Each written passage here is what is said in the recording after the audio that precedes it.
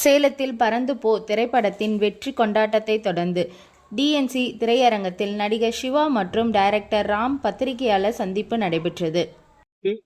படம் ரிலீஸ் ஆகி 2வது நாள் நாங்க காலைல கோயம்புத்தூர் தொடங்கணும்.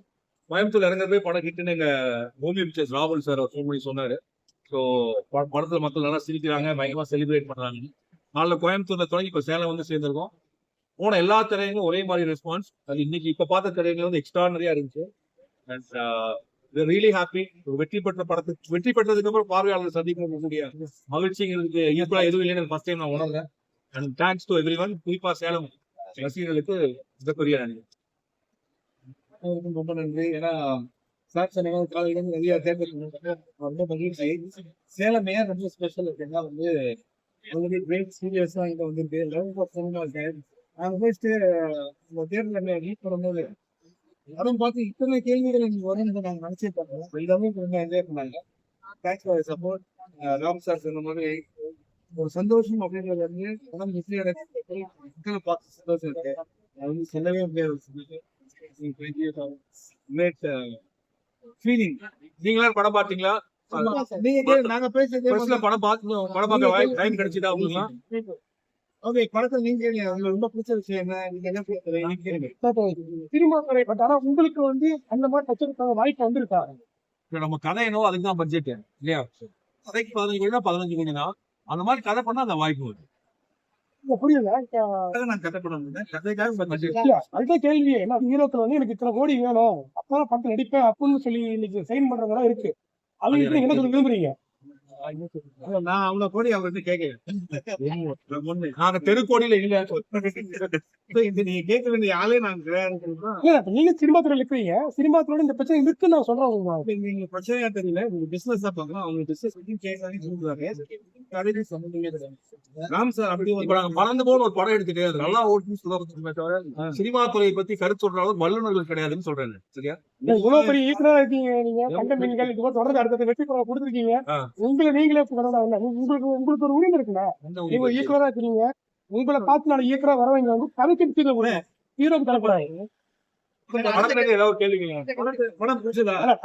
படத்தை பத்தி சொல்லிட்டுதான் இருக்கீங்க. இது வந்து சினிமா அதுதான்.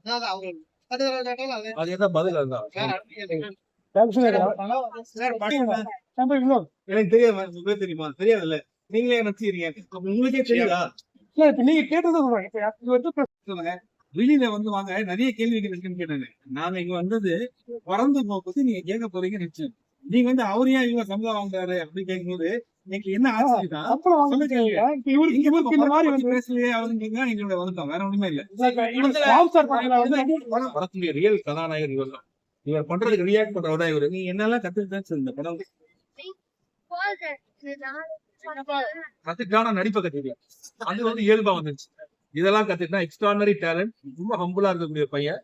அண்ட் எனக்கு தெரிஞ்சு இதனுடைய நடிப்பு, இவனுக்கு வரக்கூடிய மரியாதை இன்னும் கொஞ்ச நாட்கள் ரொம்ப வரும் அப்படின்னா. இந்த படத்துல நான் முத்துக்குமார் பாடலாசிரியர்களை தாண்டி, கவிஞர்களை தாண்டி என் வாழ்க்கையில நெருக்கமான நண்பர். நான் திரைத்துறைக்கு வருவதற்கு என்னுடைய கதவுகளை திறந்து வைத்த மனிதர் அவர். அவர் இல்லைங்கிற அந்த வெற்றிடம் என்னைக்குமே இருக்கக்கூடிய நிறைய இசையமைப்பாளர்கள், பாடலாசிரியர்கள், பாடல்கள் சேர்ந்து முத்துக்குமாருடைய 50வது வயது முடிஞ்சு அதற்கான விழா எடுத்து வெற்றி சுமை இருந்துச்சுல்ல. ரொம்ப அழகா பறந்துட்டு இருந்தோம். இன்னைக்குதான் கொஞ்சம் இதான் முதல் தடவை. 2வது நாள் வந்து சம்பந்தமில்லாத 2 கேள்விகள் நான் பயந்துட்டேன். என்ன பதில்? அது போதைங்கிறது வந்து திரைத்துறையில் இல்லை, எங்க யார் பண்ணாலும் தவறு தானே இல்லையா? இப்ப திரைத்துறையில வந்து ஒரு பெரிய உலகம். நீங்க வந்து ஆல்ரெடி கேட்டதுதான். சினிமாவை நம்ம எதை காட்டுறோமோ மக்கள் அதான் மாற நம்புறாங்க. இப்ப நீங்க ஒரு ஹீரோவா காட்டு மாசம் மாசம் மாறலாம். இப்ப நான் என் படத்துல என்ன காட்டுறேன்னா அதான காட்டு. இல்ல அடுத்தவங்க படத்துல என்ன காட்டான்னு என்ன கேட்காது. சரியா? நீங்க தள்ளி கேளுங்க.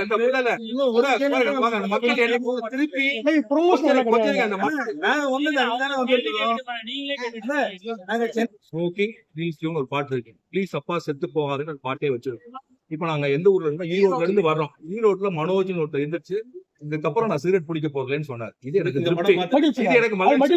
ஒண்ணு ரைட். நான் சிகரெட் விட்டு 3.5 வருஷம் ஆச்சு. நான் அடிச்சிட்டு இருக்கப்ப அந்த புத்திமதியை உலகத்துக்கு சொல்ல விரும்பல. நான் விட்டதுக்கு அப்புறம் என்ன நினைச்சேன், நம்ம இவ்வளவு நாள் அடிச்சோம், பையன் சொல்லி விட்டா அதை சொல்லுவோம்னு சொன்னேன். கரெக்டா? 2 ஓகே. அப்போ சிகரெட் அடிக்கிறது குற்றமா குற்றம் இல்லையாங்க விட்டுருங்க. சிகரெட் அடிப்பதை பற்றி ஒரு பொது பார்வையில குழந்தைகளுக்கு பயம் இருக்கு. அப்பாவோட உயிர் மேல ஒரு பயம் இருக்கு. அது அது வந்து உடலை பாதிக்கும்னு ஒரு பயம் இருக்கு. அதுக்காக சிகரெட் பிடிப்பவர்கள் மீது இந்த ஜட்மெண்ட் பார்க்க இந்த படத்துல நீங்க என்ன பண்ணுங்க, இது ஒண்ணு. இப்ப ரெண்டாவது அதோட முக்கியமான விஷயம், இந்த படத்தை நீங்க பாக்கலைங்கிறதுனாலதான் இப்ப பாத்துருந்தீங்கன்னா உங்களுக்கு பேச நிறைய விஷயங்கள் இல்ல, நிறைய டைம் இருந்திருக்காது உங்களுக்கு. பாத்துருந்தா நிறைய கேள்வி கேட்டிருக்கீங்க. பார்த்தவங்க உங்களுக்கு பின்னாடி நின்றுருக்காங்க, அப்படியே கேமரா திருப்பீங்கன்னா நான் பேசி முடிச்சுக்கிறேனே, கேள்வி கேட்டு என்ன நடந்ததுங்கிறத பாக்கிறதுக்கு தான் நான் வந்திருக்கேன், அதை பார்த்துட்டு இருக்கேன். இப்ப பறந்து போக படம்ங்கிறது வாழ்க்கையை கொண்டாடுங்க, செலிப்ரேட் பண்ணுங்க. இந்த வாழ்க்கையினுடைய சிக்கல்ல இருந்து விடுபட்டு, உங்க மன அடைச்சல்ல இருந்து விடுபட்டு கொஞ்ச நேரம் பறங்க. இஎம்ஐ பிரச்சனை இருக்கதான் செய்யும், ஸ்கூல்ல பிரச்சனைகள் இருக்கதான் செய்யும், கடன் இருக்கதான் செய்யும். அதை விட்டுட்டு அதை நம்ம ஃபேஸ் பண்ணி தான் டெய்லி டே ஃபேஸ் பண்ணிட்டு இருக்கோம். அதுவே வாழ்க்கையா இருந்தா நம்மளே அசதி ஆயிடும். இப்போ நீங்களே புரியுது, நீங்க காலையில சுத்தி நீங்க வந்திருக்கீங்க, அந்த மொத்த டென்ஷன்ல பேசிட்டு இருக்கீங்க இல்லையா? மக்கள் அதை ரசிக்கிறாங்க. நீங்க சப்போர்ட் பண்ணீங்கன்னா அது இன்னும் 4 பேருக்கு போய் சேரும். இது நான் சொல்லி முடிச்சுக்கிறேன். இதுதான் எங்களுடைய நோக்கம். இந்த பிரஸ் மீட்டுடைய நோக்கம் எங்களுக்கு உங்களுடைய நோக்கம் என்னவா இருக்குன்னா, என்ன ஒரு சமூக பொறுப்பாளியாகவும் இதுவா நீங்க கேக்குறீங்க. ஆனா அதுக்கான ஒரு இடம் இருக்கு. இது நான் அதுக்கு இப்ப நான் வந்துருக்கிறது நான் ஒரு படம் எடுத்தேன்னா தியேட்டருக்கு கொண்டு வந்திருக்கேன். அந்த தியேட்டர்ல ப்ரொமோட் பண்றதுக்காக நான் வந்திருக்கேன். ரைட்டா? இதான் என்னுடைய வேலை. உங்களுடைய வேலை கேள்வி கேட்பது. நான் இப்ப உங்களோட பணிவன்போடு கேட்கறது என்னன்னா, இந்த படத்தினுடைய மகிழ்ச்சியை கொண்டாடத்தை கொண்டு போய் சேர்க்கணும்னு நான் நினைக்கிறேன். இந்த நீங்க கேட்கக்கூடிய கேள்விகளுக்கான பதில் இந்த படத்துக்குள்ளேயே இருக்கு. தனிப்பட்ட நபர்கள் மீது பேசுவதற்கான பிரஸ் மீட் இது இல்லையா? அப்புறம் நீங்க டபால் ஒண்ணு கேக்குறீங்க, யோசிக்க கூட இல்லையா? நீங்க என்ன கேட்பீங்க, நீங்க இதை பத்தி ஒப்பீனியன் சொல்லுங்கன்னு கேட்டா எப்படி நான் தப்புன்னு சொல்ல முடியும்?